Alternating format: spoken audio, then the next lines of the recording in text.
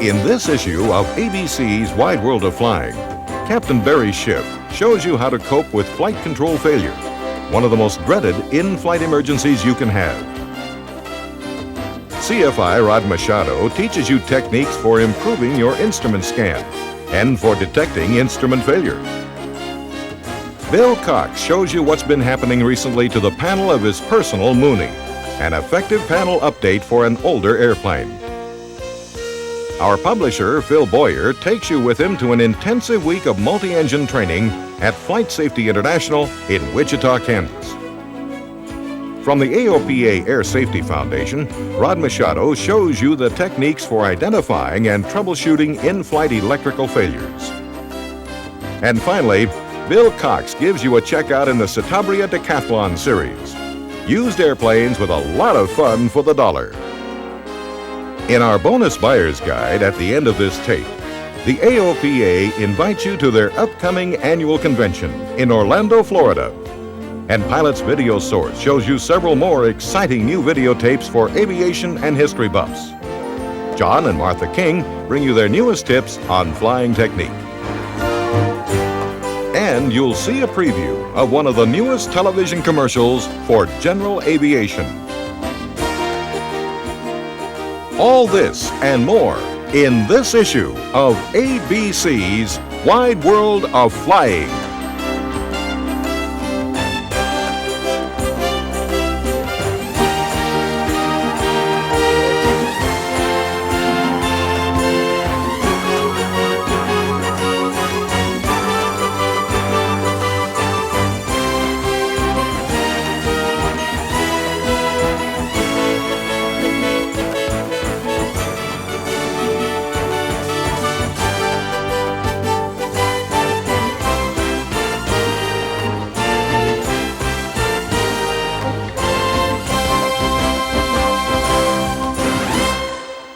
Welcome to the start of our third year of ABC's Wide World of Flying, the quarterly video magazine of general aviation.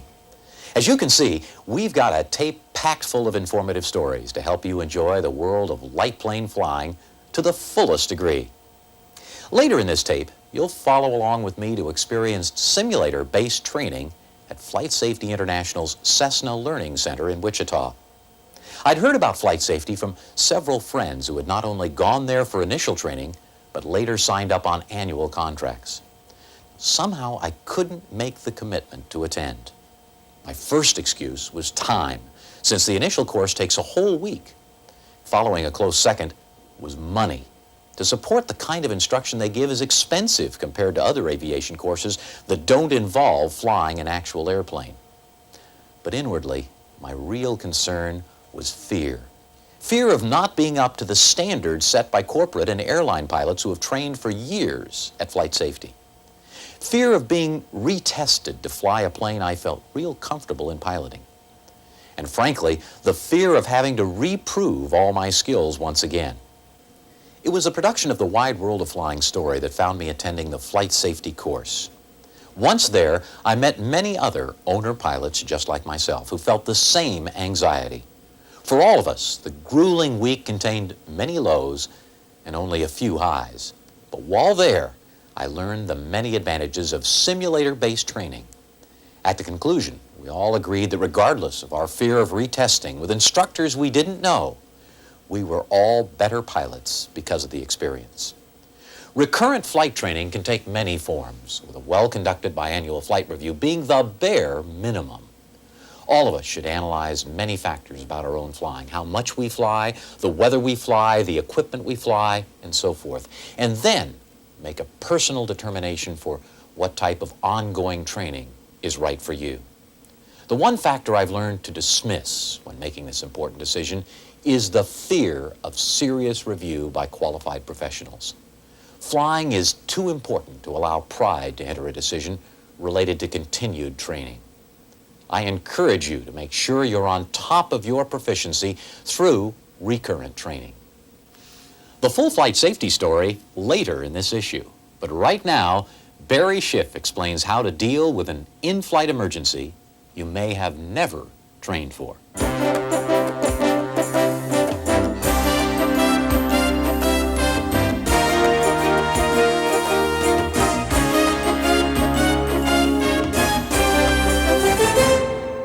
Some of every pilot's training is focused on dealing with emergencies. Oh, these include engine failure, electrical failure, and various instrument failures. But in this feature, I'd like to demonstrate the tactics required to deal with a failure that you might not have thought about before. Flight control failure. Now, it's not as unlikely as you might think. Every year, the National Transportation Safety Board reports a number of accidents due solely to the failure of a primary flight control. Now, here's an example of how it might happen. A pilot encounters heavy turbulence. He uses maximum control deflection to maintain aircraft attitude. But suddenly, the yoke goes limp. An elevator control cable has snapped. The nose pitches over, and pulling back on the wheel does nothing, absolutely nothing. So now what do? The loss of elevator control is considered to be the worst type of flight control failure. But as you might suspect, it is possible to fly a light airplane with no elevator control whatsoever. You can do it by using a combination of elevator trim and power. But it's not particularly easy, especially during a real emergency. I'd like to demonstrate some of the problems involved.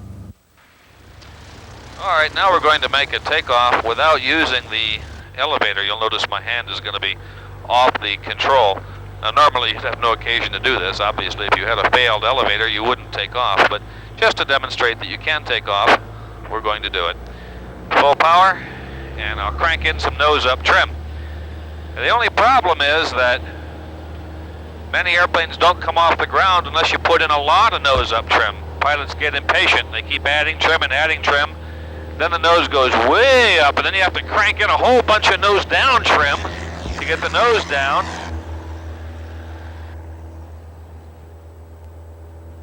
And then more nose-up trim again to stabilize the climb.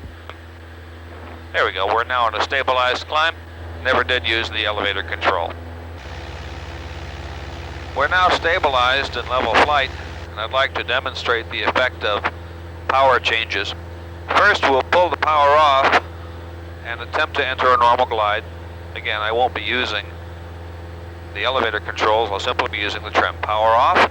Notice the nose pitches down rather dramatically, and we have to counter that with a substantial amount of nose-up trim, not too much. And then we can use little bits of nose-up and nose-down trim to maintain the desired attitude, in this case, a normal glide.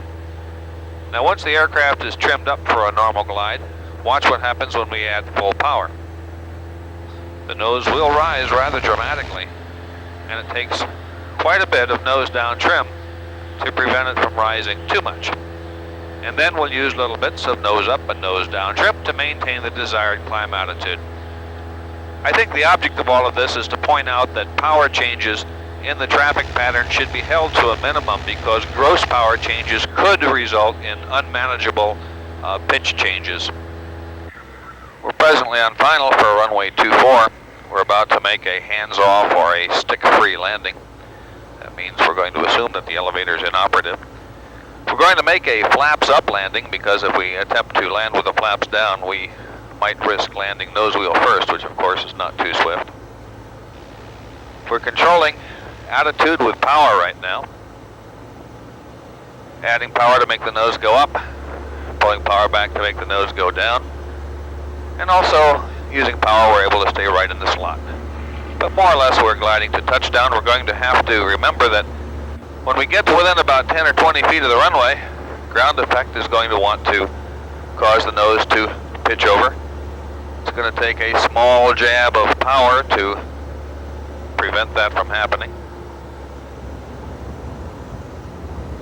There we go, a little bit of power, arrest the sink, there we go. It's not pretty, but it's safe and it gets you down when you have to. Preparing for this type of emergency is particularly difficult because the handling characteristics vary considerably between one airplane and another. But back in the hangar, I'll give you some general guidelines that apply to all airplanes.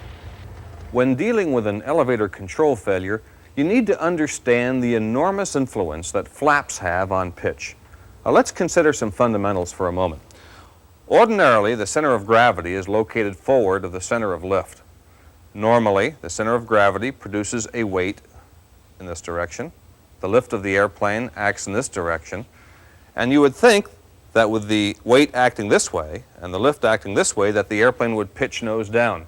And it would, were it not but for the fact that the tail produces its lift in a downward direction to create balance. Now let's see what happens when the flaps are extended, like so. Air from on top of the wing is deflected downward. We call this downwash. And as a result, more and more air strikes the top of the horizontal stabilizer, which creates additional downward force, which causes the nose to rise. This helps to explain, therefore, why extending the flaps causes the nose to rise in most airplanes. Some airplanes, however, behave just the opposite from what you'd expect, usually those with T-tails.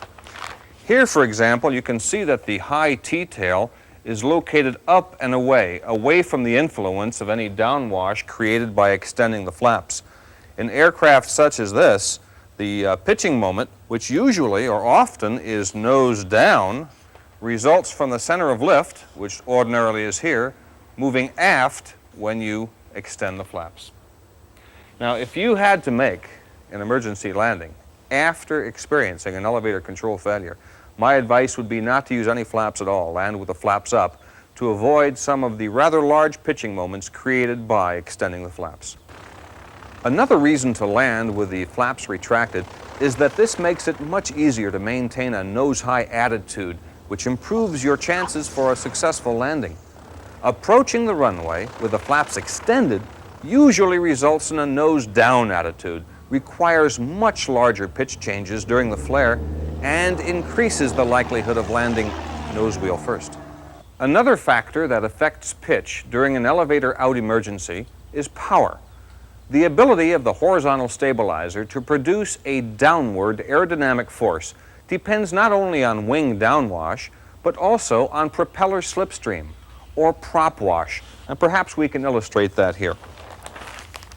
By adding power, we increase the amount of prop wash being developed by the propeller, quite obviously. More air, therefore, blows across the tail, and the tail, therefore, can do a better job, and the amount of downward lift produced by the tail increases. So the tail goes down, and the nose goes up. Happens every time we add power. Conversely, by reducing power, we reduce the amount of prop wash that reaches the horizontal stabilizer, and then it cannot do its job as effectively, and the amount of downward lift that it produces is reduced. As a result, the tail goes up and the nose goes down. So reducing power causes the tail to rise and the nose to drop.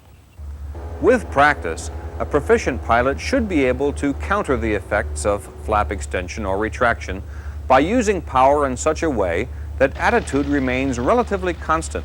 Now, this is an interesting exercise to practice at a safe altitude. Another factor affecting an elevator-out emergency landing is ground effect. The downwash from the wing of either a high or a low wing aircraft produces a downward force on the horizontal stabilizer. You already know that. But when entering ground effect, the downwash of the wing is reduced somewhat because of the presence of the ground itself. So there's less downwash on the tail. There's less downward lift created by the tail. As a result, reducing the lift created by the tail forces the tail to rise somewhat, and the nose pitches down somewhat. So just as we're ready to land, the nose starts to drop. It's something you have to anticipate. You might recall that during our demonstration flight, I had trouble keeping the nose up just before touchdown. This was the result of entering ground effect.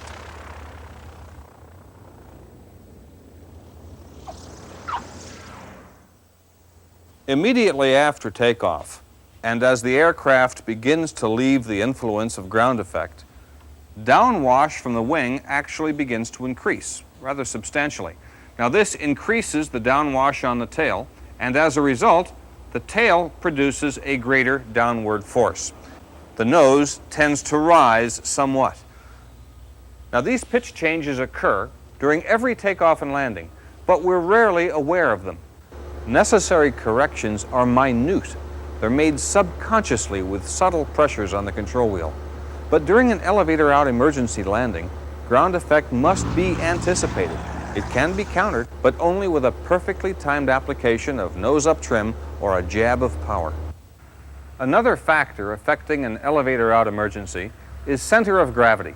You can simplify the emergency landing slightly by shifting some of the weight in the cabin aft. Now that might make some people unhappy, but it works. You will find it much easier to maintain a nose-high attitude during the approach. Okay, I've explained almost everything involved in pitch control during an elevator-out emergency. Flaps, power, ground effect, and center of gravity. That's enough hangar talk for now. Now there's one item left, the elevator trim tab itself.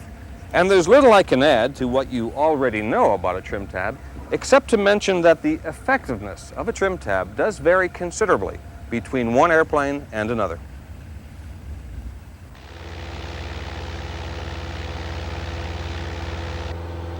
Here's an interesting exercise that you can use to practice and learn more about the airplanes that you fly. We're now stabilized in a full power climb, which isn't very exciting in a 172. But look what happens. Look at the gross pitch change that occurs when we pull the power all the way off. Nose will go down quite a bit, unless you apply quite a bit of nose-up trim to arrest the ensuing dive. And then smaller amounts of trim are applied, nose up and nose down, to establish and maintain the desired glide attitude. Now we'll add full power and attempt to arrest the strong nose-up pitching moment by applying nose-down trim, and then small amounts of nose-up and nose-down trim as necessary to establish and maintain the desired climb attitude. This is a good way to get some feel for what you might encounter if you had a total failure of the elevator control in flight. But what if only one elevator cable were to break? Well, you'd be in luck. An elevator failure usually doesn't result in complete loss of the elevator control. Usually, for example, you just lose the up cable or the down cable. For example, let's assume that the up elevator cable came loose or became broken. We would be unable to raise the nose by pulling back on the control wheel. Well, one thing we could do is to apply full nose-up trim, or a heck of a lot of nose-up trim, and then apply forward pressure to put the nose down, and we would then release some of that forward pressure to allow the nose to come up. So I can make the nose go up or down without pulling back on the control wheel. Similarly, if the down elevator cable failed, I could apply trim in the opposite direction, hold back pressure on the control wheel, and vary it to make the nose go up and down. A far more serious emergency is the jammed elevator. Now, although various combinations of power and flap extension offer limited pitch control, the prospects of a successful landing are very poor. Now, a common cause of control jamming is stuff like this E6B that gets loose in turbulence and winds up behind the panel or somewhere else where it doesn't belong. Now there's a theory that using trim in reverse can be used to control pitch in the event of a jammed elevator. So let's give that a try. I'm holding this yoke solidly in place to simulate a jammed elevator. And as you can see, applying full nose-up trim has absolutely no effect on aircraft attitude, and also applying full nose-down trim has no effect either. Now this procedure might work in aircraft with larger tabs or adjustable horizontal stabilizers or the more rigid pushrod control systems, but it has absolutely no effect at all in the Cessna 172. Okay, so far we've discussed only elevator failures, because these are by far the most serious and difficult to cope with. If you lose aileron control, simply use your rudder to make shallow skidding turns. Just make sure the turns are shallow and gentle. Now, in an airplane like this 172, you have another really fascinating option. Just open both doors and let them float freely. Now, you can turn right or left just by pushing on the appropriate door.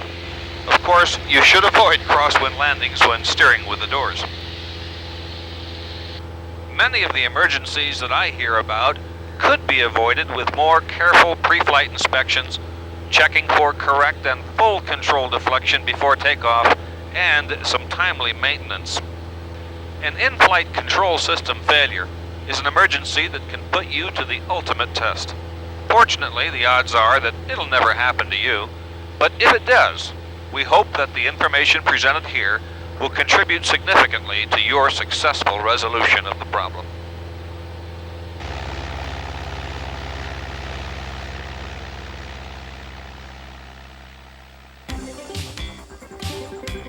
While descending toward an airport, a pilot experiences a rapidly decreasing tailwind. This type of wind shear will cause 1. The nose to drop, 2. Airspeed to decrease, 3. Sink rate to decrease. The answer is number 3.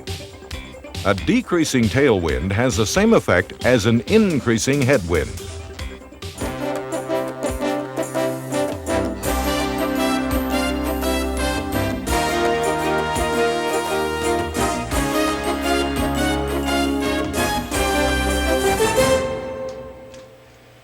Constant airspeed climbs and descents, Joe. We're here at the Simulator and Instrument Training Center at Van Nuys Airport in Southern California to discuss a problem that has plagued IFR pilots since instrument flying began, and that is the instrument scan. IFR pilots know they're having trouble with their instrument scan when their ILSs look like sword fights, and the only way they can hold altitude is by continuously updating the altimeter setting, if you know what I mean. Perhaps nothing is as valuable as a quick, systematic IFR scan procedure for efficient management of an IFR flight for instrument pilots. I'd like to discuss with you an impressive 4-step scan procedure developed by airline pilot Ralph Butcher and described in his book, The Instrument Flying Manual and Simulator Training Guide. Let's take a walk to the classroom. These are the individual steps of the 4-step scan procedure, and they're used every time a major attitude change occurs in the aircraft. Step number 1, select attitude, power, and trim desired. Step number 2, music scan the inverted V instruments. Step number 3, music scan the primary instruments and offer the final trim. And step number 4, circular scan the big 6. Now you're probably wondering when you would use these 4 steps, how long does it take, and what exactly is the music scan and the circular scan that make up the 4-step procedure. Well, the first 3 steps take approximately 15 seconds. And the last step is accomplished when the airplane is established in the desired attitude and trimmed. Now, the music scan and the circular scan can best be described by the simulator. I've programmed this high-performance twin-engine simulator to be in level flight at 4,000 feet at 160 knots in the clean configuration. Now, what I'd like you to do is to enter a constant airspeed climb at 120 knots on a heading of 360 degrees. This, of course, requires a major attitude change. So let's give it a try. Go ahead, grab the controls and I'll talk you through it. And by the way, you're not going to be needing this since this, of course, is a simulator. Okay, now for step number 1. Select the attitude, power, and trim conditions desired. Let's raise the nose of the airplane to an attitude that experience has shown will give us 120 knots. Do this by focusing all of your attention on the attitude indicator during the attitude change. Simultaneously, add climb power and reach over and give it a little nose-up trim. Let's freeze the simulator here for just a moment. Now, you've probably been told never to stare at any instrument, and that's good advice, except when it comes to the attitude indicator. You see, the attitude indicator is a complete instrument, and it gives both pitch and bank information. And as long as it's not reading inaccurately, then it's legitimate to stare at it for 5 to 7 seconds, as is required by step 1. Here are a few tips that the pros use that are basically one of 2 ways to determine whether the attitude indicator is providing you accurate information or not. In step 1, when the attitude is changed, make sure that the attitude indicator's airplane moves in the same direction as control application, and pay attention to a sluggish response suggesting a poorly spinning gyro, which should arouse suspicion.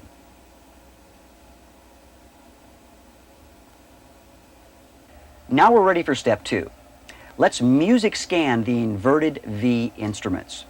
The purpose of step 2 is to further confirm the accuracy of the attitude indicator and then to check the trend of the airplane.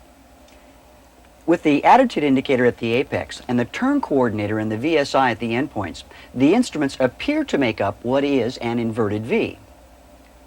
Now, why are the inverted V instruments even important here? Well, all three instruments operate on separate and independent power systems. And this means that we can further then confirm the accuracy of the attitude indicator every time a major attitude change is made. When a straight climb is established in step 1, the attitude indicator's pitch accuracy is confirmed by referring to the vertical speed indicator. Here the VSI shows a climb deflection, thus confirming the attitude indicator's accuracy. The attitude indicator's bank accuracy is confirmed by referring to the turn coordinator. Here, the attitude indicator and the turn coordinator both show a wings level condition. The inverted V instruments are also called the trend instruments because they give quick and easily detected indication of airplane movement. Upon entering a climb, the VSI should indicate an upward deflection, and in straight flight, the turn coordinator should not be deflected, indicating that the heading selected is constant. Now, if the turn coordinator and the VSI don't show a deflection in the desired direction, then you should return to step 1 and start all over again with reestablishing the aircraft attitude, power, and trim. Now, some of you non-instrument rated pilots might be wondering what it means to music scan the inverted V instruments. Let me show you. We'll start at the attitude indicator and go to the VSI on the count of 1, then go back to the attitude indicator on the word and, then go to the turn coordinator on the count of 2, then return to the attitude indicator on the word and. The scan is done to a beat, like listening to music. Now that you understand it, give it a try. 1 and 2 and 1 and 2 and. Keep in mind that you can music scan any instrument or items. Just return to the attitude indicator on the word and check the aircraft's attitude. Now, let's see how step 2 can help identify an inverted V instrument failure. Using the inverted V instruments, I'd like you to identify which instrument has failed as we enter a left turn from 4,000 feet.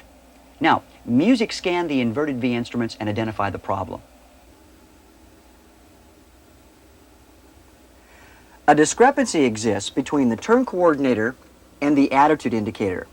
The problem is either the turn coordinator or the attitude indicator is in error and another instrument is needed to break the tie between them. Which other instrument would you use to get an indication of bank or turning condition? Any recommendations? Can we use the DG to break the tie? No, because it operates on the same gyro system as the attitude indicator and could itself be inaccurate. The only other instrument independent of the attitude indicator and turn coordinator is the magnetic compass. Glancing at the magnetic compass, you can see it's indicating a turn, so you have to conclude that the turn coordinator has failed. We'll just cover it up with one of these little soap dish holders and fly partial panel. In this next scenario, you've just entered a climb. Music scan the inverted V instruments and identify the problem. A pitch discrepancy exists between the vertical speed indicator and the attitude indicator. A third pitch instrument or item is necessary to break the tie. Would you use the airspeed indicator or the altimeter? No, the airspeed indicator and the altimeter operate on the same static system as the VSI, and they both may be in error. The way to resolve the problem is to use the alternate static source. As the source is open, the VSI continues to read the same, indicating that the attitude indicator is probably in error. We'll just cover it up with one of these and operate partial panel, imagining the aircraft's attitude mentally. So far, I've shown you how to select the attitude, power, and trim conditions desired in step 1. And in step 2, how to music scan the inverted V instruments to check for accuracy and trend. Now, in step 3, we're going to music scan the primary instruments to permanently establish and trim the aircraft in its new attitude. Now, don't be confused. There are always 3 primary instruments, one for pitch, one for bank, and one for power. And the easiest way to identify a primary instrument is by identifying the instrument that gives you a numerical value for the pitch, bank, or power condition that you desire to fly. For instance, in straight and level flight at 4,000 feet on a constant heading of 360 degrees at a manifold pressure of 25 inches, the only instrument that's capable of giving us a numerical value for altitude, or 4,000 feet, is the altimeter, so it's primary for pitch. The only instrument capable of giving us a numerical value for heading, or 360 degrees, is the directional gyro, so it's primary for bank. And the only instrument capable of giving us a numerical value for power is the manifold pressure gauge, so it's primary for power. In step 3, we're going to music scan the primary instruments for a straight climb. Now, what I'm not going to do is tap on the instruments with my pointer like I used to. I did that with my last student, and you can see what happened.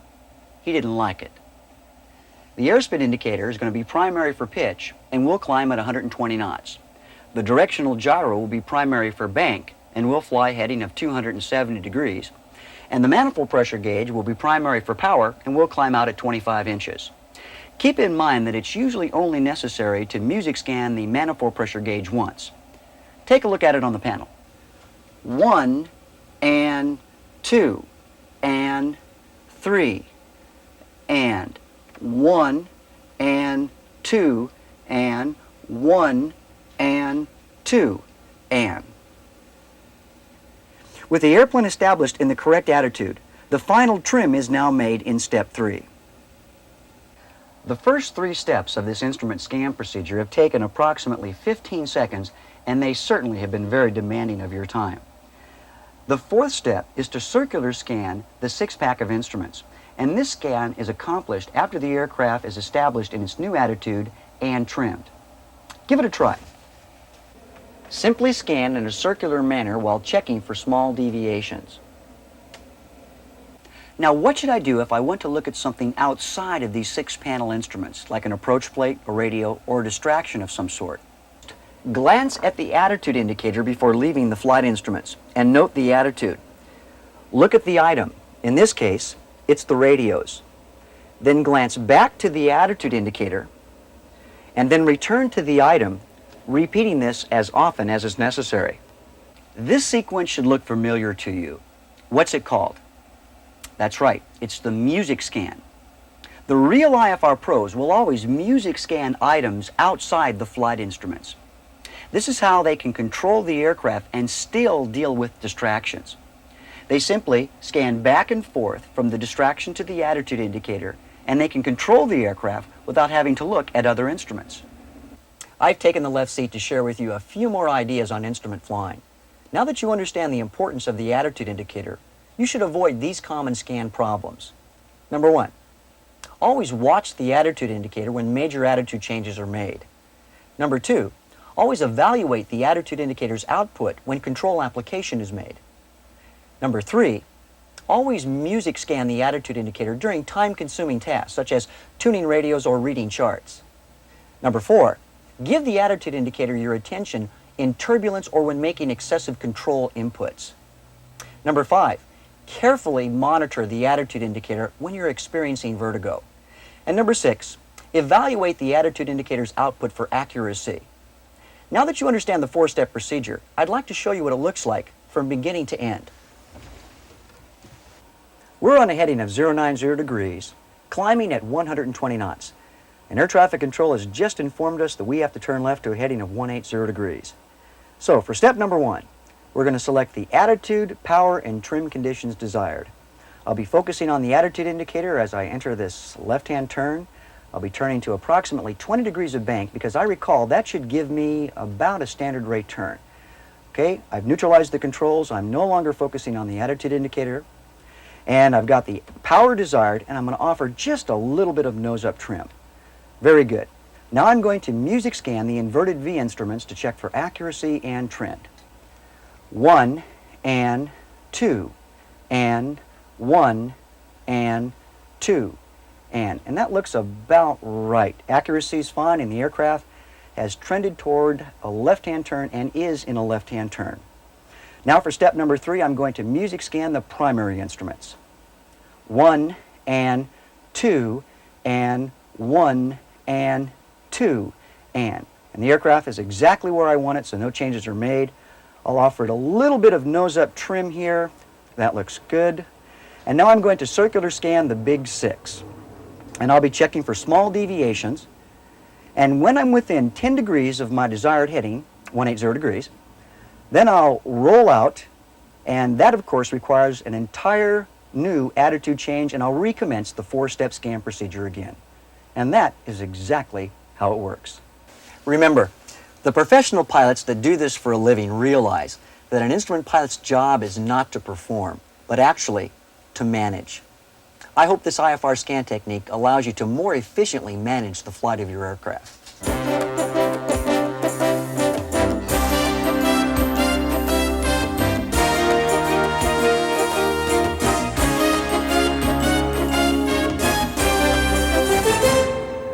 Last year, I bought this little turbo Mooney in conjunction with my work here on ABC's Wide World of Flying. As you might imagine, we do quite a bit of traveling for the show, much of it in IFR conditions, and I needed a reliable airplane to get me to and from our locations. While my Mooney is a nice enough machine with reasonable speed and excellent efficiency, the panel looks like something out of a South American locomotive. Here's the before panel. A 20-year accumulation of radios and instruments with little rhyme nor reason. Perhaps surprisingly, everything works except the autopilot, but when we're finished, virtually everything on the panel will be updated to offer more utility and be more functional as well. Though we do have one excellent state-of-the-art NavCom and a late model Loran C, there's also the aforementioned antique autopilot of questionable parentage, a vintage tube-type NavCom, and an unusual switching panel. Well, it's been about 2 weeks since I left the airplane here in San Jose, and Jim Papani, manager of Advanced Aviation Services, says the installation is complete. He also says there were some problems with the job.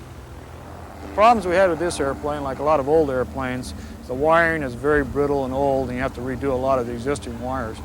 We also had a problem with panel space. The original old airplanes weren't designed for a lot of avionics like the new airplanes are, so I have a hard time cramming everything in that we needed to get in there.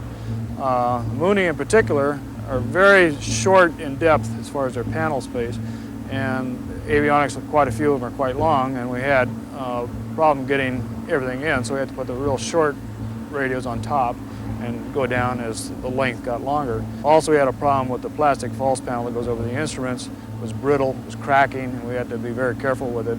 And other than that, everything went pretty normal. Well, if looks count for anything, this has got to be a winner. From a navigation and communication point of view, I can almost believe I'm sitting in a different airplane. Let's fire up and we'll show you how all the goodies work in flight.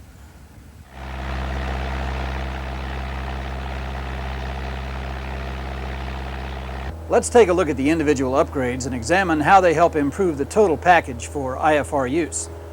First, you can see we've done away with that Mickey Mouse home-built switching panel in favor of a more functional push-button Narco CP136M with a built-in 3-light marker beacon, all mounted on the center stack.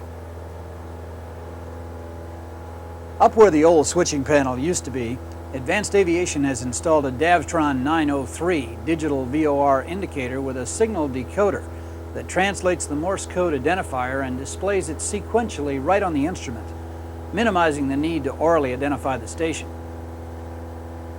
As primary VHF NavCom boxes, we've added dual Narco Mark 12D NavComs with flip-flop frequencies in place of the older radios, especially the backwards tuning King KX160. A good radio, but long since outdated. For distance info, we have a simple Narco 891 DME built into the #1 glide slope CDI with distance to station as primary and ground speed available by pressing the course knob. There's also a clever 841 ADF that incorporates dual frequency storage, plus a pair of count-up timers to help you through approaches. The elapsed timer can be reset to allow you to time approaches or legs. My transponder is a fairly conventional AT150 with a blind encoder, but I left the old square UDI-4 transponder installed. It's certainly an antique, but it works okay and will function just fine as a backup. Plus, I'll have one of the few Moonies with dual transponders. My new RNAV R50 Loran C rounds out nav capability. It can't talk, but it can do nearly everything else the other radios can, and all in only one box. When the R50 Loran is coupled to RNAV's FC10 fuel computer, it can provide accurate absolute range readouts, assuming current consumption remains constant, and act as a repeater of fuel flow information. Finally, we've updated the instruments with a Hamilton HI350 remote vertical card compass system, a considerably more accurate and reliable heading indicator than the standard whiskey compass. The HI350 has very little lead, lag, and dip error during maneuvers, and is less susceptible to onboard magnetic interference because the sensor is mounted back in the tail. There's a more accurate 2,000 foot per minute VSI in place of the dumb 6,000 foot per minute instrument we had before, a new turn coordinator to drive the Mooney's simple wing leveler PC autopilot, and last and most definitely least, at least in terms of price, a Sigtronics intercom system velcroed to the floor panel. Panel upgrades definitely aren't for everyone. They can be costly, but expense is always relative. A panel upgrade can dramatically improve the utility of any aircraft at a fraction of the cost of replacing the aircraft itself. Counting trade-ins, the items I've added come to a total of about $12,000 on this little Mooney. Throw in $3,000 for installation and your total expense is about $15,000. That's certainly not an insignificant amount of money, but it does add a tremendous amount of IFR reliability to an already nice airframe. With a new panel installed in November 9165 Victor, my little Mooney is now ready to take on any reasonable IFR situation.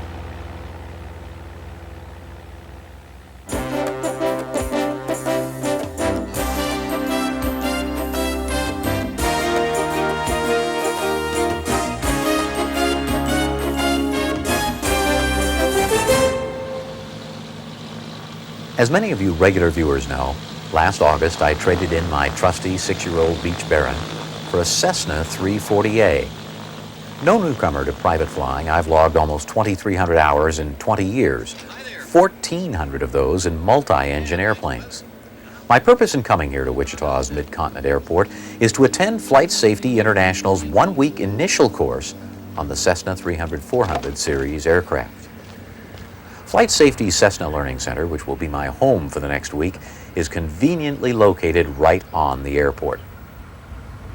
Flight safety has come a long way since our beginning in 1951, training corporate pilots for Texaco using the old blue box link trainer.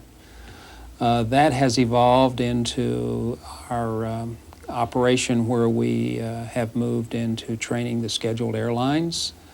Many of the major carriers train with flight safety simulators. We've made a very heavy commitment in corporate and regional airline training, over $100 million in new regional airline simulators. We operate more than 30 centers worldwide, United States, Canada, Europe, training all types of pilots. As a matter of fact, we even manufacture our own simulators down in Tulsa, Oklahoma. It's almost a campus-like setting at Mid-Continent Airport, with a dormitory being the Hilton Hotel, just a short 5-minute walk away from flight safety. In the lobby is a special aviator's desk just for airline and flight safety guests to help with special arrangements. My first day, I was up bright and early to arrive at the Learning Center around 7:30 a.m. When you're not in session, the Pilot's Lounge is the central place to hang out and get acquainted. Each of the 5 weekdays started at 8 in the morning with a 3-hour classroom session. There were only 3 other students in the class. Within a short time, you build a camaraderie with your classmates. Paul from near Flint, Michigan, was a brand new multi-rated pilot but had previously owned a P-210. John from Harrisburg, Pennsylvania, had twin time in a 310 and was about to purchase a 340. Luis had 600 hours in a 340 and over 3,600 hours total time. His occupation was flying for a Mexican university. Luis needed a translator for the entire week and used the special soundproof booth in the classroom just for this purpose. He'd like to know when the alternator fail light comes on, does that necessarily mean the alternator has failed? Okay, no, it doesn't. This sensor does tell you... The classrooms are equipped with all the latest audio-visual teaching aids, and the instructor uses these throughout each lesson. And that would falsely turn the light on. Any other questions? If not, I have a couple questions of my own for you. And our first question is, the battery power is provided by what? We used a push button at our desks for the answer, which the instructor instantly saw on his console. All right. The battery is one lead-acid battery, isn't it? Answer number B. Here's your test and your answer C. There are homework assignments, so it is necessary to devote about an hour each evening. And on the final hour of the Friday morning, there is an exam covering the entire ground school course. Following the classroom session each day was a 90-minute session in the cockpit procedures trainer with my simulator instructor, Jeff Terrell. Go ahead and have a seat. This is the seat for pilot in command of the training of our 340 series aircraft. Okay, now one thing that's really, I think you'll find very beneficial about this part of the course is the fact that this is a chance for a one-on-one question and answer. So if any time during ground school you have some problems or night study, some of your homework, feel free. When you come in here, we'll spend 15, 20 minutes, whatever it takes, just talking over those questions that you may have. We covered the 340 checklist from the pre-start procedures forward. Will the covers close if the switch is on? Or? Yes, they will. However, as soon as you close the cover, the switch will also be turned off. Okay? So if you ever utilize the system, be sure you leave the cover open, or else you're going to just deactivate it one more time by closing it. Okay? Next, it was on to what was to be my airplane for the next 5 days. For 90 minutes a day, I was scheduled to fly with Jeff in a machine you learn to hate. The full-motion simulator was controlled from a computerized panel behind the pilot's seat. Hey, Phil, what's the call sign of your aircraft? November 24 Charlie Pop. Okay. All right, you have your ATIS, you have your departure clearance. All you need to do is contact the tower 118.2 for takeoff instructions. Mid-Continent Tower, Twin Cessna 24 Charlie Pop, ready to go on one right. Roger, Twin Cessna 24 Charlie Papa. You're clear for takeoff, runway 1 right. Day one was fairly normal flying with few surprises. Jeff's main purpose was to familiarize me with the simulator, which was a little more sensitive than the actual airplane, particularly on or near the ground. Okay, brake release as you come in the rest of your power. Now you'll find it quite sensitive on the steering for takeoff. There's very little rudder pressure. Looks good. What speed are we going to rotate at? 91. Okay, 91 knots.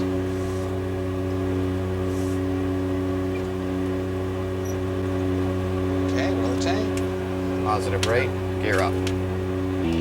Okay, now Phil, we've set up for now our cruise power. We've done our cruise check. Now we're just going to do some simple VFR maneuvering. So I'd like you to give me a 30-degree right turn. I'm sure Jeff was looking at my basic instrument skills and evaluating my communications work. Even though he used my own plane number all through this first sim session, he kept changing it slightly to try to trick me into responding to his ATC instructions. Still just a little tight on your turn. There you go. All right, we're in the approach to landing stall. About halfway through our workout, Jeff found the first place where I could use some instruction on the technique of recovering from an approach to landing stall. Get the stall buffet, and then I'd like you to recover.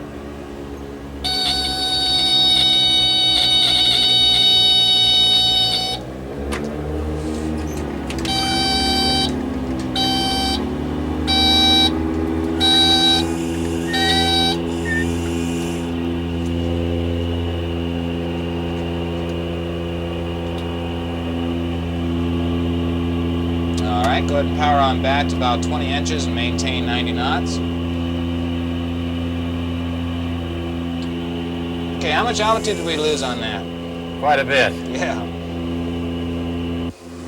This time, when you come with power, bring your power up to just where that takeoff mark is on your power, on your trim console for your pitch trim.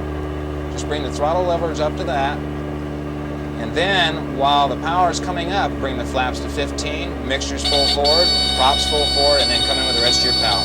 Okay? All right, recover. Full power, positive rate, put your nose up to that attitude, right on up, right on up. There you go, now gear up.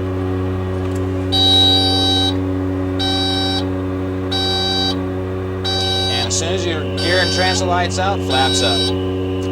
Hands on the throttles. Now you see we only lost 350 feet that time, and that's with basically no practice. If you practice that, you'd probably only get maybe 100-foot loss of altitude. Okay. Nice job. We'll work on that some more in the next lessons. While 90 minutes sounds like a short time, it couldn't have been any longer as far as I was concerned. Following the sim session, Jeff met me in a private briefing room to review the day's lessons and answer any questions. Each day we repeated the same schedule: classroom, cockpit procedures trainer, and simulator. The lessons became more complex and the simulator work more intensive. Roger, Twin Cessna 24 Charlie Pop, cleared for takeoff, runway 1 right. By the third day in the simulator, the session stressed emergency procedures. Jeff recreated all kinds of failures that you'd never want to do in the actual airplane. First were problems occurring during the takeoff roll, like a door warning light coming on just at rotation speed. Door warning light and aborted takeoff. Okay, what was the problem? Door warning light on the annunciator. Okay, very good.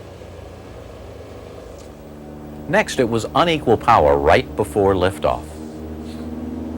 Looks like I've lost the turbocharger on the left engine. Okay, very good. We had a wastegate that failed on you. Okay. Throughout the early sessions, I had been unaware that Jeff had been looking for bad flying habits that I brought with me to flight safety. In my airplane-based training, no instructor had ever failed an engine after liftoff, still real close to the ground. It took my first simulator crash to demonstrate something that could have happened in the real airplane with passengers. Rotate. Positive rate of climb. Gear up. Hold your heading. Hold your heading. Hold your heading. All right, we lost you. Okay, now, Phil, I've noticed every takeoff we've done today, you've brought that gear up way too soon. Remember, what we talked about in the CPT is that when you have enough runway to land on, you keep the gear down until you do not have enough runway to land on. That's when you retract the gear. Okay? Okay. Putting everything together that I had learned the hard way, Jeff now had me prepared to handle the engine loss correctly.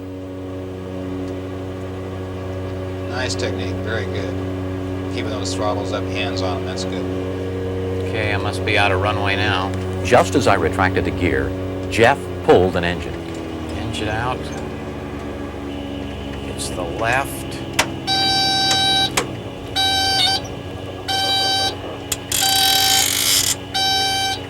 Okay, well, watch our heading and attitude. Airspeed looks good. I had progressed to handling one of the toughest tasks in flying a light twin. Okay, bank into the right engine just slightly.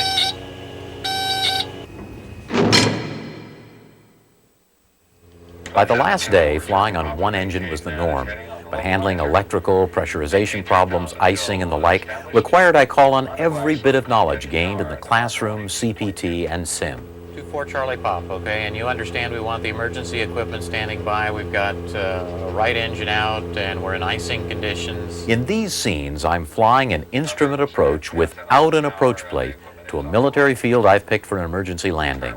I'm in heavy turbulence, heavy icing, with pressurization failed and electrical problems. Visibility 2.5 miles. Altimeter is 2995. And I've lost the alternator completely. That means I've got to reset the alternator field. Get your heading. So I'm going to turn off the battery and the affected alternator. Turn on the emergency alternator field switch. And bring the alternator back online. There we go. As usual, I'm in here like this after a simulator ride. Well, you did a fine job today. Thank you. You really did. The only comment that I can really make that I've observed was the electrical problem where you're just a little bit slow downloading the system. We've got to get rid of the anti-ice and de-ice systems as quickly as possible so we can save our electrical That energy. windshield takes a lot of electricity. It sure saps it up, Yeah, doesn't it? right. It really does. Anyway, I'm going to go ahead then and recommend you for completion of your flight training that you'll... Successfully passing Flight Safety's simulator-based training gets you a 6-month instrument competency check and a biannual flight review for your logbook. Oh, great. Okay. It looks like as far as the ground school, the CPT, and the simulator, flying colors. So Thanks a lot, Jeff. Enjoyed working with you, Phil. Okay. Take good care. Flight Safety's Self-Learning Center offers a wide choice of videotapes, computer quizzes, and even interactive laser discs to watch in your spare time. The aviator's desk back at the Hilton Hotel can feed any of these titles to your room. So if you can't sleep, just phone the desk and within minutes you can be learning about the proper use of radar or whatever. Saturday morning is an optional day at Flight Safety that owners can use to train in their actual airplane. Instructor Weldon Burnett explained what was in store. 340 type training. As we're doing our flight training today, I want to make sure you understand the difference between this and the simulator training. Lots of differences. I hope so. Okay. He went on to review all the maneuvers we'd be doing in actual flight. Because all the flight students have just spent a full week in the simulator, he made sure that I understood one important point. Jeff Terrell's kind of rough on you this week doing all sorts of malfunctions in the sim. No malfunctions today, okay? I don't know whether to believe you guys. Well, hopefully by a couple hours from now you'll believe me. But the point I'm getting at, if there are any malfunctions, I am surprised. And they are real. You bet. I'm not, I swear. Yes, sir. For the first time in almost a week, here I was at my actual airplane. When Weldon said we'd do a thorough pre-flight using the checklist, that's exactly what we did. The exterior walk-around took almost 90 minutes, but I picked up quite a few good pointers on the airplane that I thought I already knew. Phil, the pre-flight looked great. We're going to go now. I'll get in first, you follow me, and you prove the door was shut. Okay. It was with a little apprehension that I approached flying my airplane once again, having spent the last week in the simulator. I was glad I had an instructor along for this transition back to reality.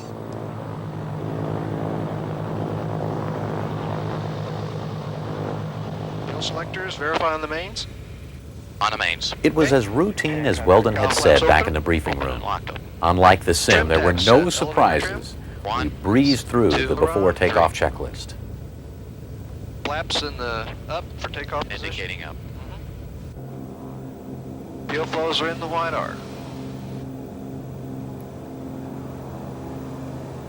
I want you to leave the gear down as long as we've got something left to land on. For the first time in several days, I experienced a daylight takeoff without any engine failures or equipment malfunctions. But boy, was I ready. Bill, I'd like you to make a standard... The initial air work consisted of some 30 and 45-degree bank turns, with the emphasis on holding altitude and rolling out on the correct heading. After that, we did some stall sequences, and then a very interesting exercise that you should do in whatever plane you fly. 20 inches, 2450. Weldon had me experiment to find out just the right power and prop settings to hold 120 knots in approach configuration, flaps 15 degrees and gear down for my airplane. Then he had me find the settings for this same configuration in an approach descent, 500 to 600 feet per minute. The object is to firmly establish these numbers for your particular plane so you're not jockeying with the controls during an instrument approach. Now let's say that on this heading of 030, we are on a localizer and the needle is centered. Now missed approach is... At altitude, Weldon had me practice missed approach procedures for the airplane. The goal in this case was to never go below the altitude he set as the missed approach point. In this case, 4,000 feet. VFR altitude. Turn right heading 300. Oh, sorry, Phil, we don't see the airport missed approach.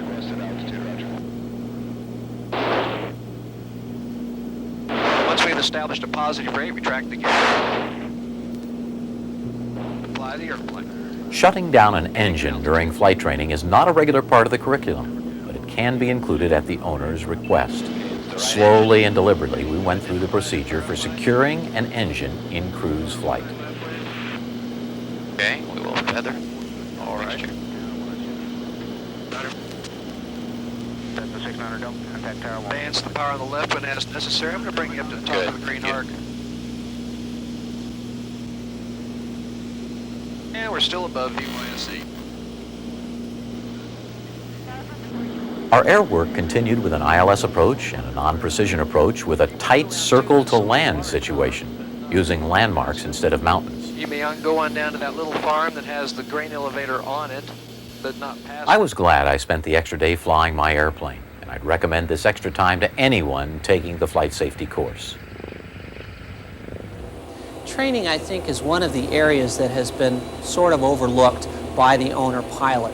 When you look at our interest in the business, we're always interested in the aircraft itself, the hardware. We annual the aircraft. We need to be annualing the pilot as well. Look at the 100-hour inspections that we give it when we fly for hire. We replace time-limited parts.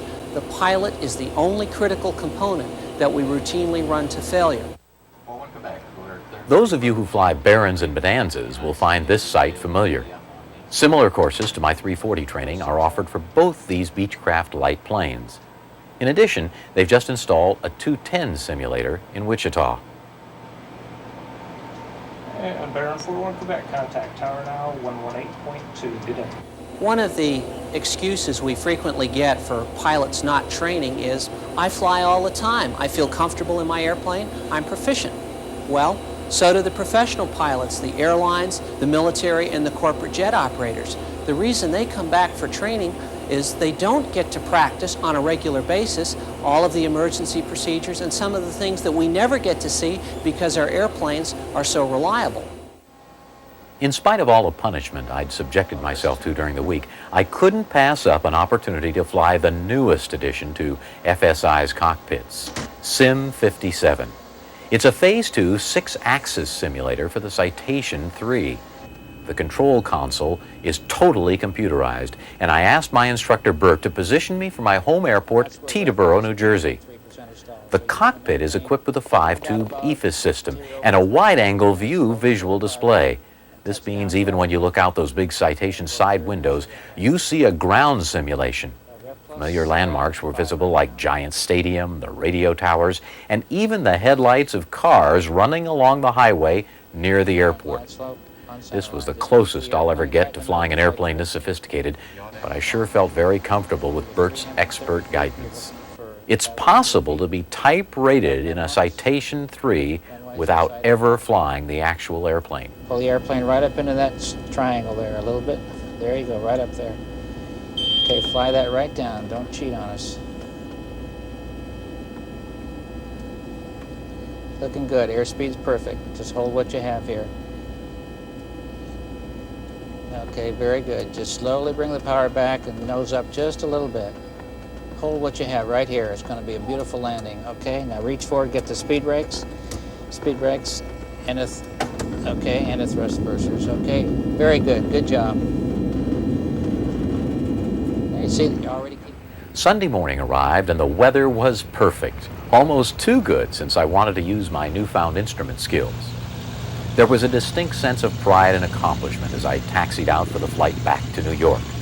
I felt more comfortable than before, knowing that I had experienced many emergencies that would never have been possible to simulate in the actual plane.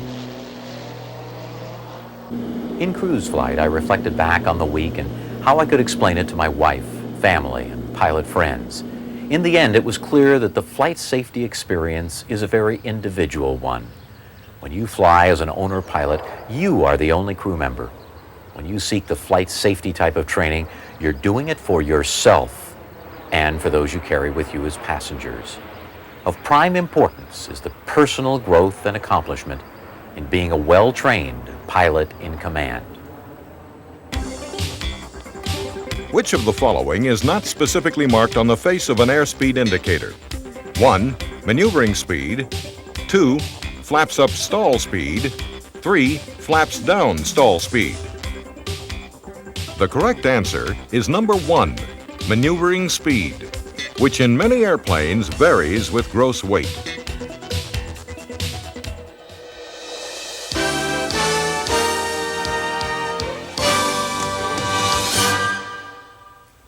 Electrical system malfunctions normally fall into one of two categories, either an insufficient rate of charge or an excessive rate of charge.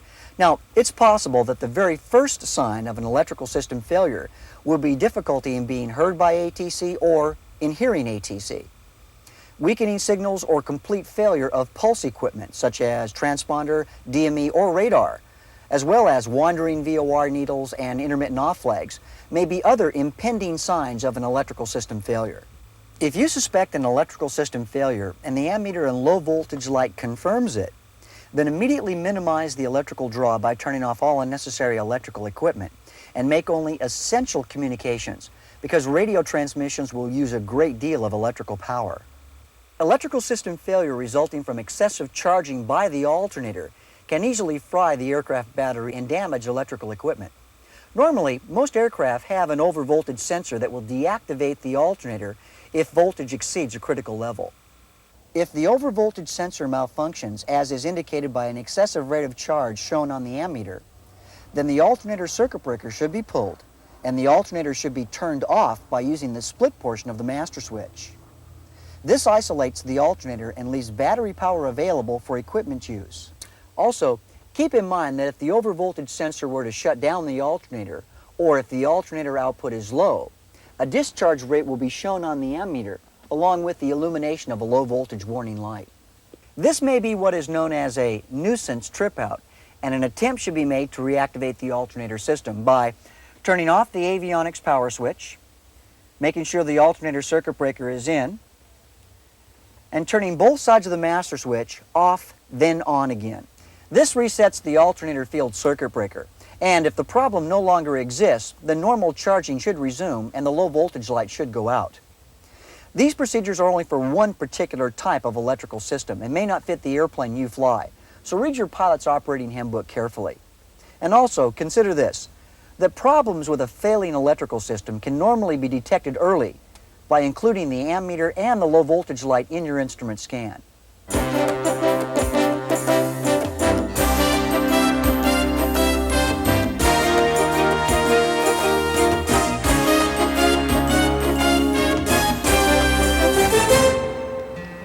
Fun flying isn't what it used to be, but then times have changed. These days it's becoming more and more difficult for a man to go up and fly just for the fun of it, what with ARSAs and TCAs and encoders to contend with.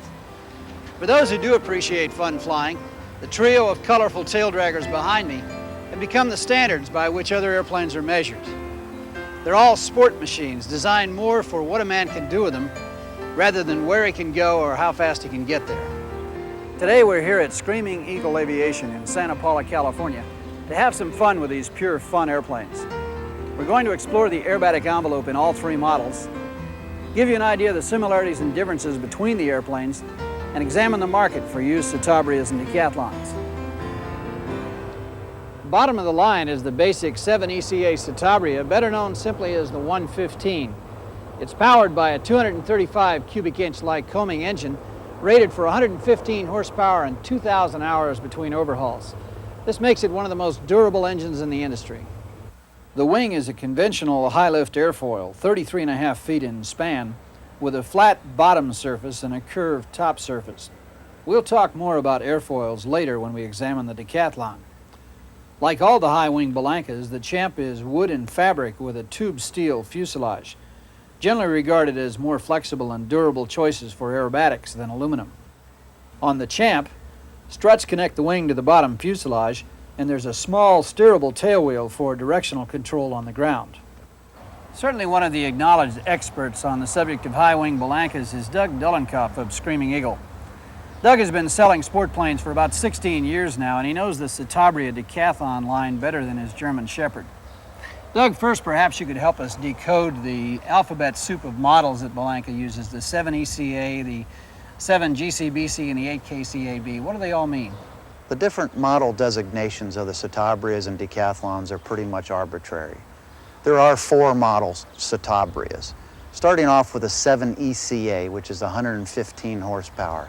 Then we have the 7 GCAA, which is 150 horsepower.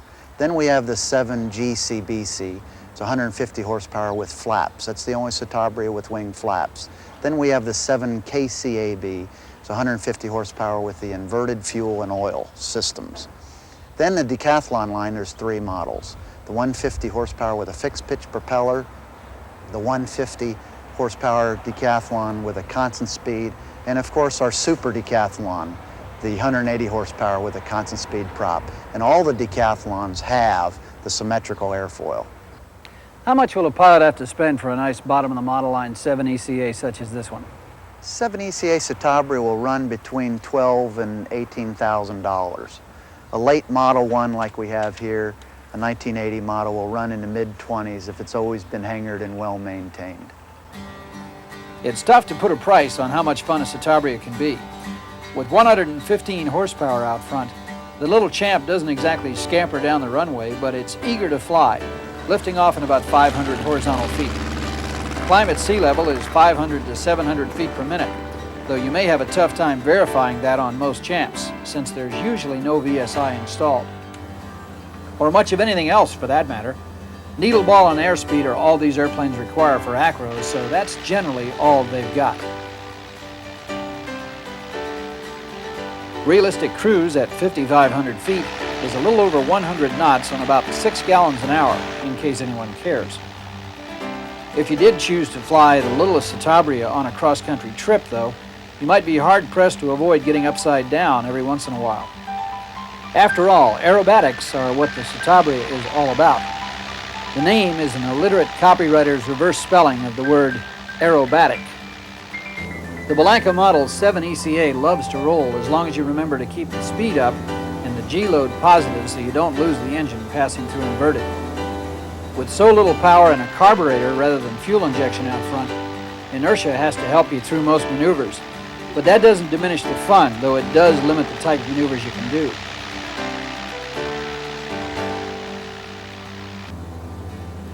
A loop, for instance, demands a minimum 140 miles per hour on the airspeed, since power won't help you get over the top. If you fly a true loop rather than an L, you'll probably lose power temporarily in the inverted position.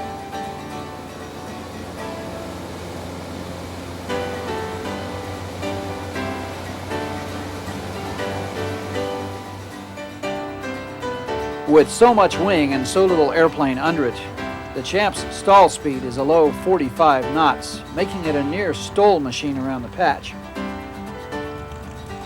You can routinely use 55 knots in the pattern and stop in well under 1,000 feet of runway. The Citabria 7 KCAB features the 150 horsepower Lycoming engine with the inverted fuel and oil systems. Also features a fixed pitch propeller. Of the 8,200 Citabrias built, the 7 KCAB was probably the most popular.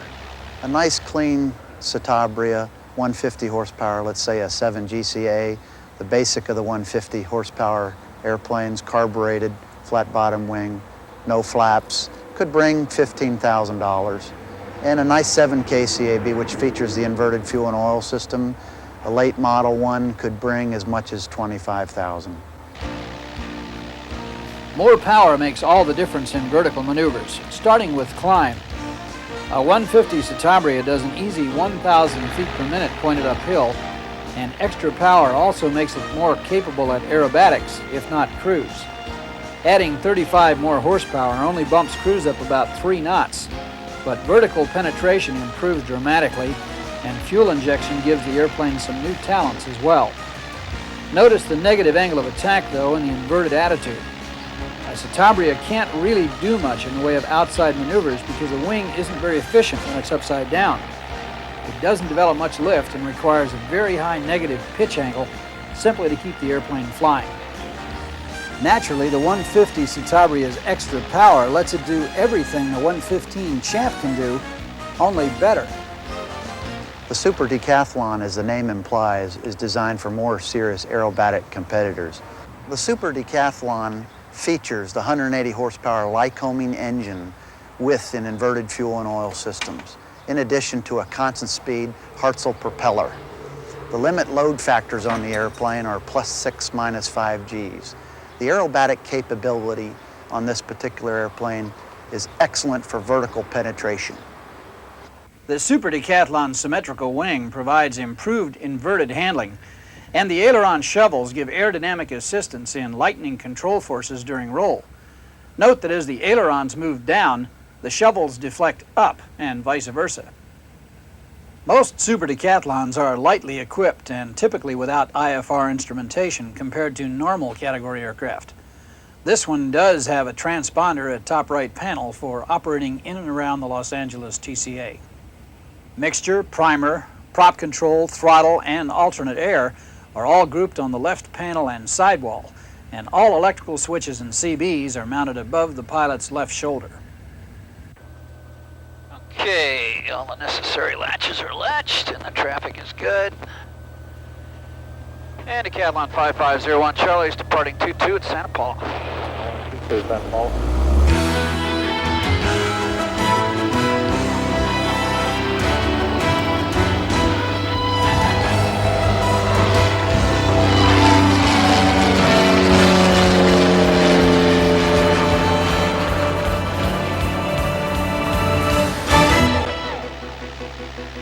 The Super Decathlon is the undisputed top of Malanka's high wing line for climb and cruise performance as well as aerobatics. With still more power than the Citabria and slicker aerodynamics, the Super can climb at 1,200 to 1,300 feet per minute and cover ground at an easy 120 to 125 knots. That makes it an excellent cross-country airplane as well as an aerobatic ace. The Super Decathlon really shines when it's time to cut loose with some acro. It's a very forgiving airplane, whether you're right side up or upside down. In fact, pilots have won the sportsman class in aerobatic competitions with Super Decathlons. Garden variety aileron rolls are simple, requiring minimal pitch up.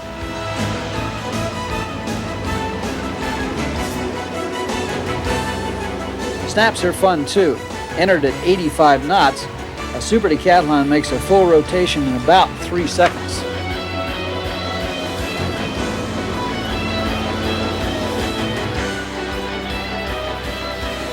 Four points take advantage of the Super's good roll rate.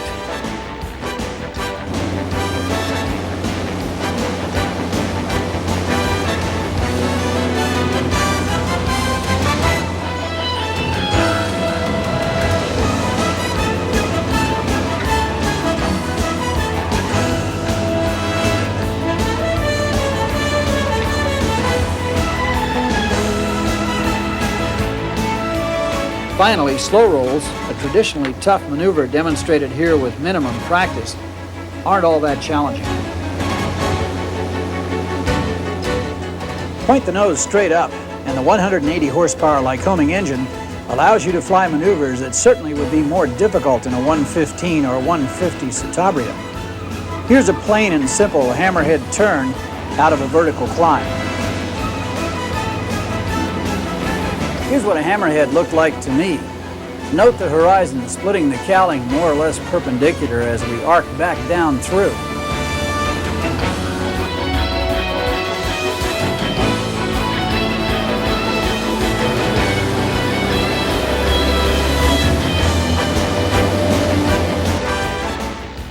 An Immelman is a combination of two aerobatic maneuvers, a half loop followed by a half roll.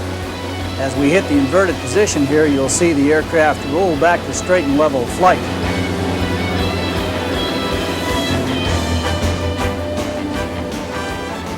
Because the Decathlon is certified for aerobatics, it's also capable of vertical banks. The point is that the Super Decathlon is a truly friendly machine that always encourages you to try again. I'm no aerobatic hot dog, and yet this airplane makes me feel totally comfortable in the aerobatic mode. Whether you're a competition pilot or just a weekend acro flyer, the Super truly is a good trainer for pilots who want more performance, or just a fun machine for the aviator who'd like to see the world from a different perspective, such as this one.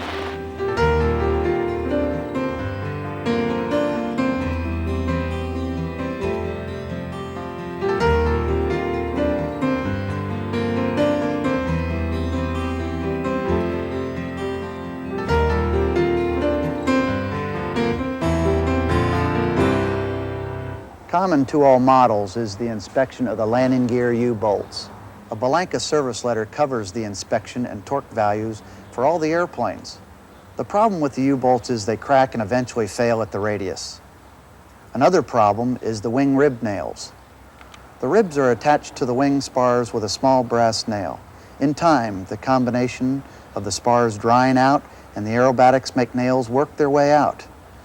If this condition isn't checked, damage to the spars could occur. Because of the aerobatic requirement, the constant speed prop on the Decathlon has to be inspected every 500 hours or 5 years, whichever occurs first to comply with AD 771206. Also, the crankshaft must be magnafluxed every 100 hours of operation until it's replaced with a new solid crankshaft because of AD 841305. Citabrias and Decathlons aren't for everyone. As dedicated fun airplanes, they're not particularly fast, won't carry much, and suffer from short range. They're airplanes dedicated to the premise that there is a market for fun machines, irrespective of their utility value or corporate transport capabilities.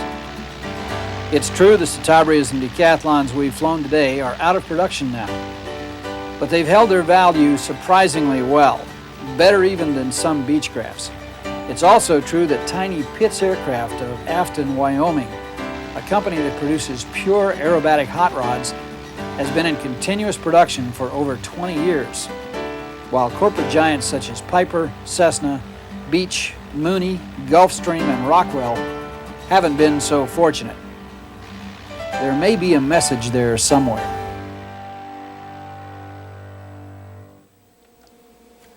There you have it, our first video edition of Year 3 for ABC's Wide World of Flying. You know, our success is made possible in no small part by your continued support. If this tape had a renewal notice attached to the packing box, please take the time to fill it out now. Or phone our new 24-hour toll-free number to ensure uninterrupted service. Now, you'll definitely want to be among the first to receive our next videotape when Barry Schiff takes you into a full EFIS glass cockpit to demonstrate the remarkable capabilities of these state-of-the-art avionics. And Bill Cox visits Wichita, the home of Beechcraft, to fly the all-time single-engine classic, the Beech Bonanza. Plus, much, much more. Now, stay with us for the bonus buyer's guide, which previews the AOPA 50th anniversary convention to be held at Orlando, Florida in October. And informative flying tips from John and Martha King. Until next quarter, safe flying.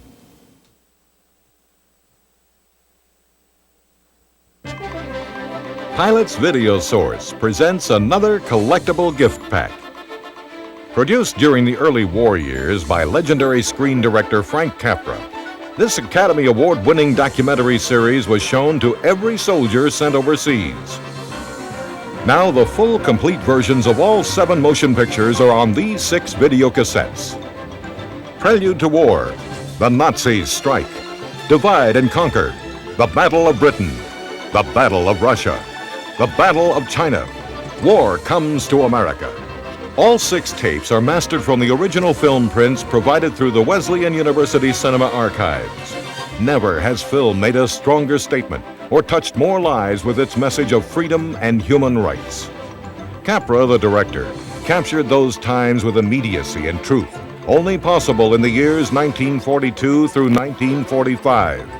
The filmmaker was living these events, and his talent and commitment brought life to the screen. This is not just another compilation of documentary footage, but a vivid, extraordinary account of the world and its people during those incredible years. President Roosevelt was so moved by these films that he insisted they be shown to every American.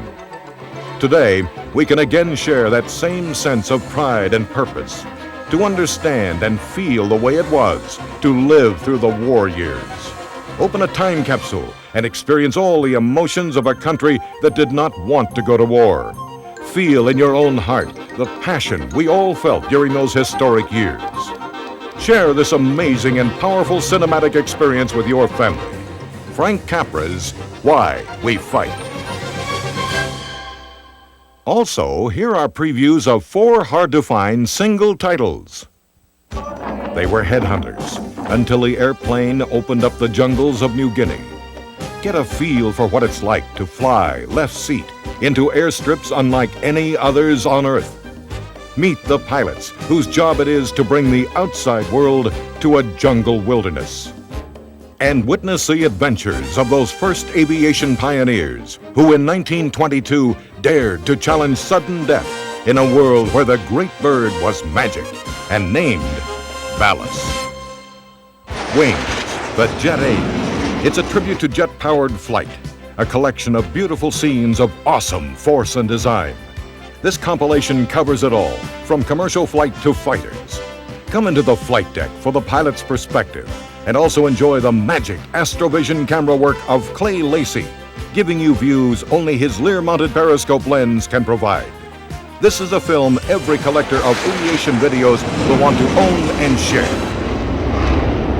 The ultimate achievement in flight, exploration of space. Neil Armstrong's giant leap for mankind was only one of many images that will live in our minds and hearts forever. Space, the frontier and beyond, is a wonderful video album covering the entire history of space flight, with some rare scenes produced by NASA and never shown to the public. Warbirds, one of the world's finest collections, is here in southern Texas. The Ghost Squadron of the Confederate Air Force. Messerschmitts, Spitfires, Mustangs, and Flying Fortresses. They'll put on a show that'll make you believe you stepped through a time warp back to the 40s. Thrill to the power and excitement of the Confederate Air Force in action. Colonel Culpepper's Flying Circus.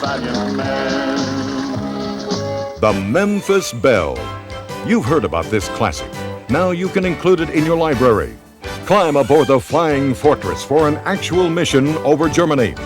This film, directed by William Wyler, was produced in 1944 during the Memphis Belle's last combat bombing mission.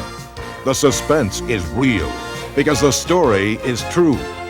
Go along for the adventure, the fear, the horror of air war. There is only one motion picture that tells it this way, the way it really happened. Aboard the Memphis Belle. The Memphis Belle is available for $24.95 plus $3 shipping and handling from Pilot's Video Source. But as a special offer to our viewers, it is available free with the purchase of any combination of videotapes totaling $99 or more. To order by credit card, call toll-free 1-800-223-3556. In California, call 1-800-445-4944. Please place your order between 9 and 5 Pacific Time, Monday through Friday. You may also return the enclosed order form or write us at the address shown. All tapes are best quality standard speed copies made from the finest master tapes available today. Don't settle for inferior videotapes. Order from Pilot's Video Source, the source for quality aviation videos.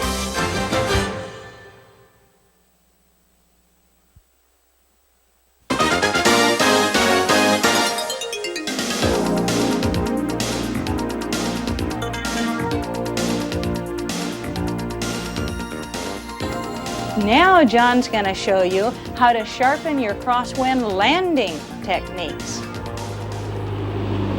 What we're going to do is get the airplane somewhere between, we'll say, 1.5 to 5 feet off the runway and hold it off and fly the whole length of the runway without touching down.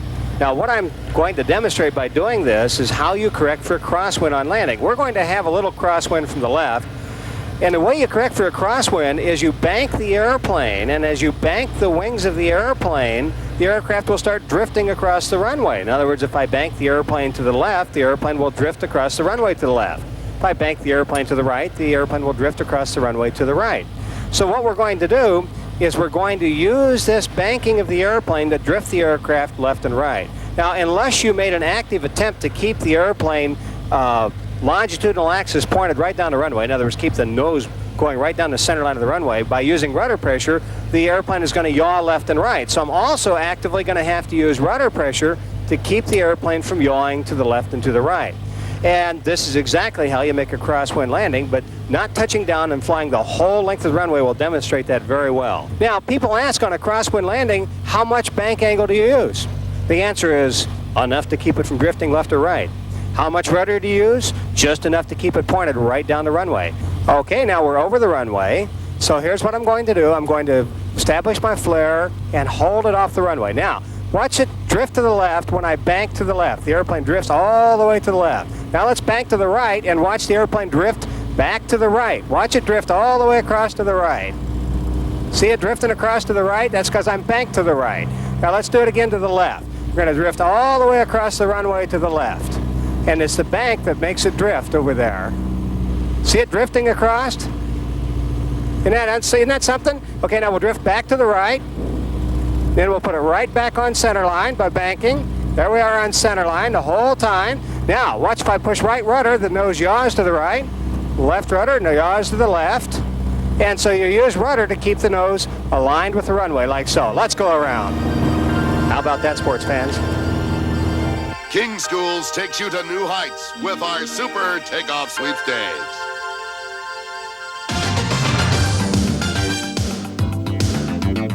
How would you like to win this beautiful, brand new, totally IFR equipped Piper Cadet?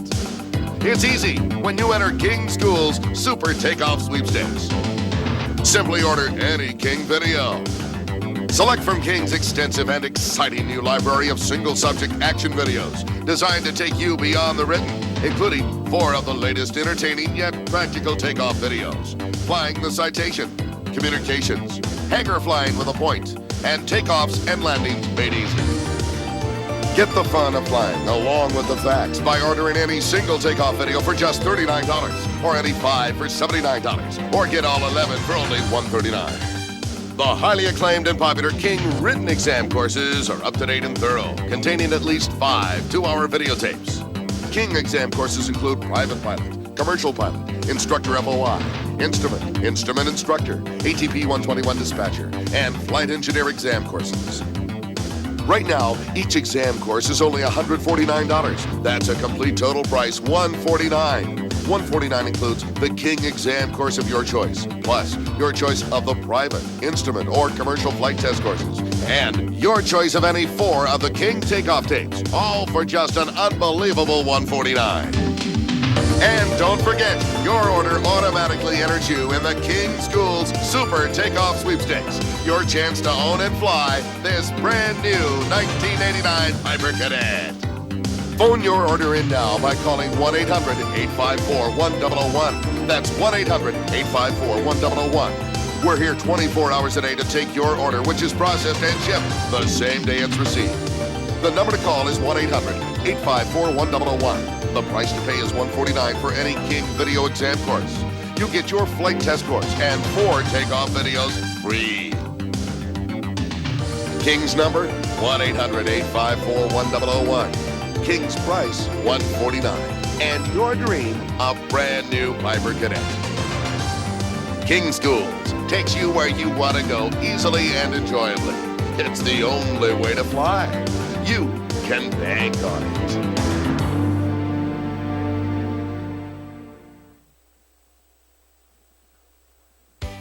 Now's the time to mark your calendar for the most important gathering in AOPA history.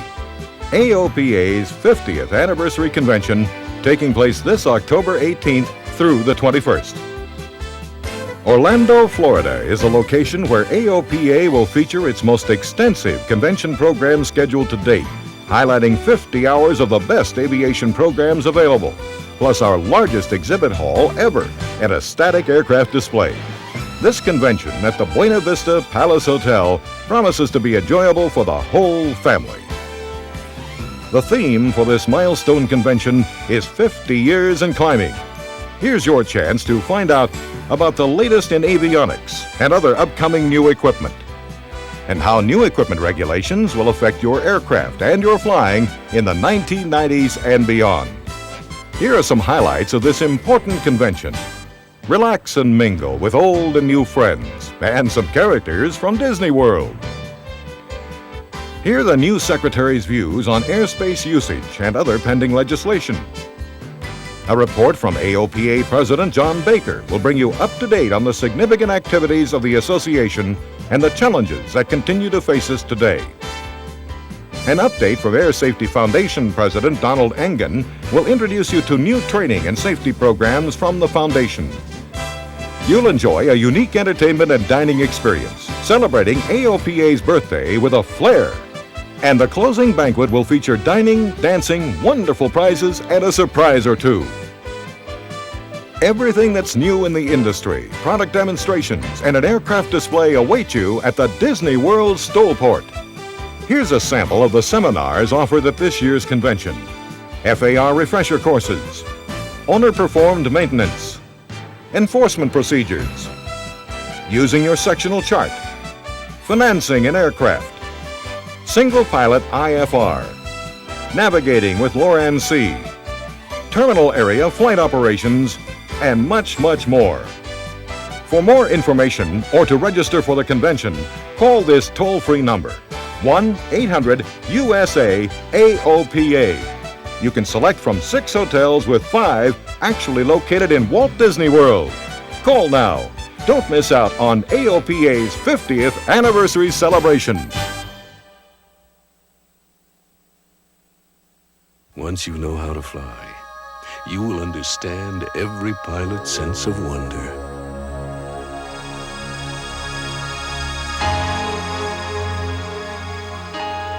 If you'd like to find out more about learning to fly and receive a free how-to kit, all you have to do is make a phone call. Take the first step in learning to fly.